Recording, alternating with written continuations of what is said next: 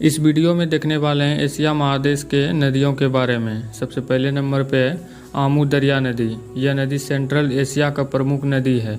आमू दरिया नदी पामीर पर्वतमाला में स्थित जोरकुल सरोवर से शुरू होता है और कजाकिस्तान और उज्बेकिस्तान के बीच स्थित अरल सागर में विलय हो जाता है। आमू दरिया नदी की लंबाई 2540 किलोमीटर है। इसके बाद है हांगहो नदी, जिसे पीली नदी भी कहते हैं। पीली नदी चीन में बहने वाली नदी है। पीली नदी की लंबाई 5464 किलोमीटर है।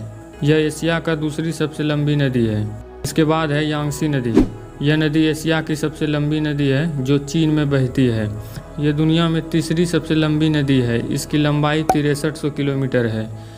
यह चीन की सबसे लंबी नदी है जो सिकांग के पहाड़ी क्षेत्र से निकलकर दक्षिण पश्चिम से उत्तर पूर्व दिशा की ओर बहती हुई पूर्वी चीन सागर में गिरती है।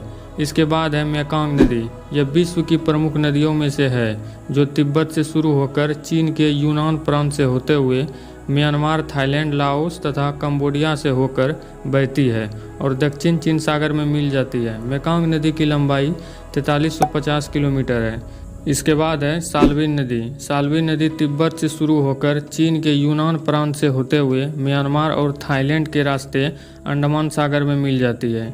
इसकी लंबाई है 3289 किलोमीटर।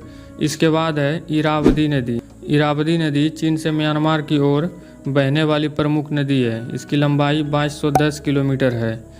इसके बाद है गंगा नदी। गंगा नदी का उद्गम भागीरथी और अलकनंदा नदी मिलकर करती है। यह भारत और बांग्लादेश में कुल मिलाकर 2525 किलोमीटर की दूरी तय करती है। आई होप आपको इस वीडियो से कुछ जानकारी मिला होगा। मिलते हैं अगली वीडियो में। जय हिंद।